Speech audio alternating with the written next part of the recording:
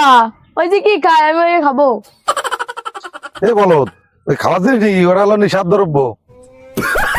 তুই আমার বাড়ি নিয়ে চল, আমি আর একটু সময় থাকবো না। শোন মিস্টার জিন, তুই কালকে আবার এরকম সময় আমার সাথে দেখা করবি। আমারে প্রথম ইচ্ছা পূরণ করবি আমার, তারপরে তোর রেনু মাছের সন্ধান দেবো। এই তোর প্রথম ইচ্ছা কি আহনে কয় আমি তোর আনে পূরণ করে যাই।